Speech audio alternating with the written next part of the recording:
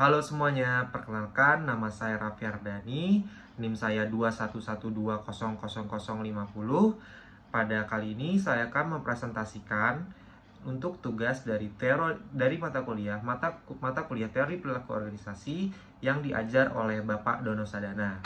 Jadi pada materi kali ini saya akan membahas mengenai diversity organizational atau keberagaman dalam organisasi. Dapat dilihat di layar Anda bahwa ada sebuah foto, itu sekumpulan orang sedang melakukan ritual yel-yel atau tos, di mana ritual ini melambangkan suatu kesuksesan bagi bersama. Dan dapat dilihat bahwa terdapat keberagaman dalam gender dan juga warna kulit. Dapat dilihat bahwa ada warna kulit putih, hitam hingga kuning, di mana ini melambangkan keberagaman dalam organisasi.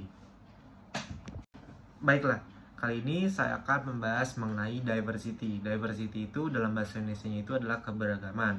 Dalam materi ini kita akan membahas mengenai keberagaman karakteristik individu seperti jenis kelamin, ras, dan kemampuan masing-masing individu yang dapat mempengaruhi kinerja karyawan. Dan bagaimana seorang manajer dapat mengembangkan kesadaran ini dan mengelola keberagaman ini secara efektif. Dalam materi ini, saya memiliki 5 kata kunci atau 5 keywords. Yang pertama itu adalah pentingnya mengelola keberagaman organisasi, inklusivitas organisasi, peluang dalam keanekaragaman, manajemen keanekaragaman, dan tantangan dan hambatannya. Kata kunci yang pertama, mengapa mengelola keberagaman di dalam organisasi itu penting? Di dalam organisasi seringkali berfokus pada operasi dan produktivitas, mempekerjakan talenta yang mampu memenuhi beberapa kriteria saja sudah cukup. Selain itu, mengelola keberagaman memiliki keuntungan lain, yaitu 1. Kemampuan beradaptasi yang meningkat. Yang kedua, cakupan layanan yang lebih luas, pandangan atau opini yang beragam. Yang keempat, keterampilan atau talent yang beragam.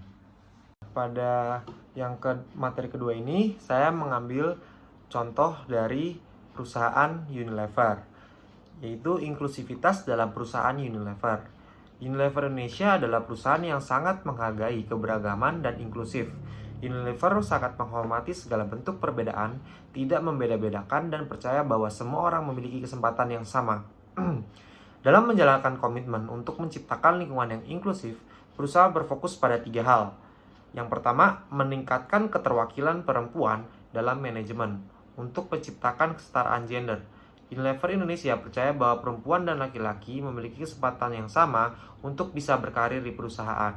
Yang kedua itu, membuka kesempatan bagi seluruh masyarakat dan memberikan akses kepada rekan-rekan disabilitas untuk terlibat dalam kegiatan yang Unilever jalankan, dan termasuk untuk bisa bekerja dengan Unilever. Yang ketiga itu, menghargai keberagaman dengan menghapus stigma negatif dan diskriminasi di tempat kerja maupun di masyarakat. Selanjutnya itu adalah peluang-peluang yang diberikan oleh perusahaan Unilever. Peluang untuk menciptakan kesetaraan gender, yang pertama itu adalah sejak tahun 2009, Unilever secara global telah berkomitmen untuk menjadi perusahaan dengan kesetaraan gender baik perempuan maupun laki-laki. Unilever Indonesia juga menjadi tempat yang ramah bagi perempuan untuk bekerja dengan menyediakan berbagai fasilitas dan program. Yang ketiga, memiliki program Women in Engineering Leadership Fellowship atau WULF untuk mendukung perempuan Indonesia berkarir di bidang teknik yang selama ini masih didominasi laki-laki. Baru-baru ini, Unilever Indonesia telah menandatangani dokumen CEO Statement untuk Women Empowerment Principles atau WEP yang digagas oleh UN Global Compact dan UN Women. Lalu, memberikan akses kepada kaum disabilitas untuk dapat bekerja. Saat ini, Unilever Indonesia sedang menjajaki rencana untuk merekrut personil penyandang disabilitas untuk bergabung di perusahaan. Berbagai asesmen sedang dilakukan untuk mempersiapkan hal tersebut, salah satunya dengan menciptakan lingkungan kerja yang ramah disabilitas.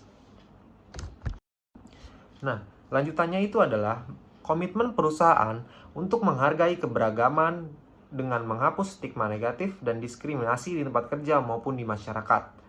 Seluruh hal yang dilakukan perusahaan dan brand-brand tidak lepas dari mendorong masyarakat menghargai keberagaman.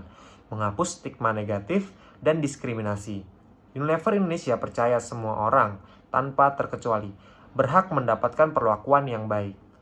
Kesempatan yang sama terlepas dari apapun gender, suku, ras, agama, dan golongannya.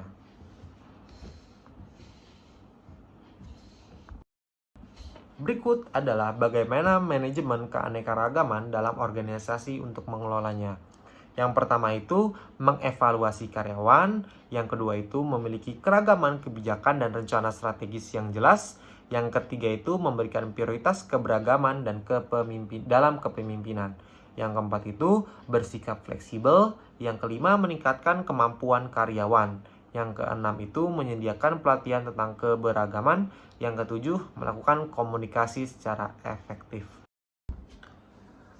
Berikut adalah kekurangan serta tantangan pengimplementasian manajemen keanekaragaman dalam organisasi.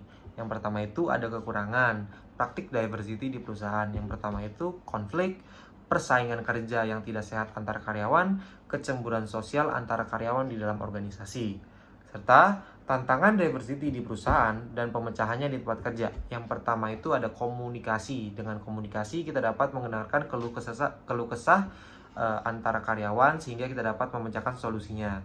Yang kedua itu ada decision making, keputusan yang diambil untuk menengahi suatu masalah dalam keanekaragaman di dalam organisasi. Yang selanjutnya itu adalah diskriminasi.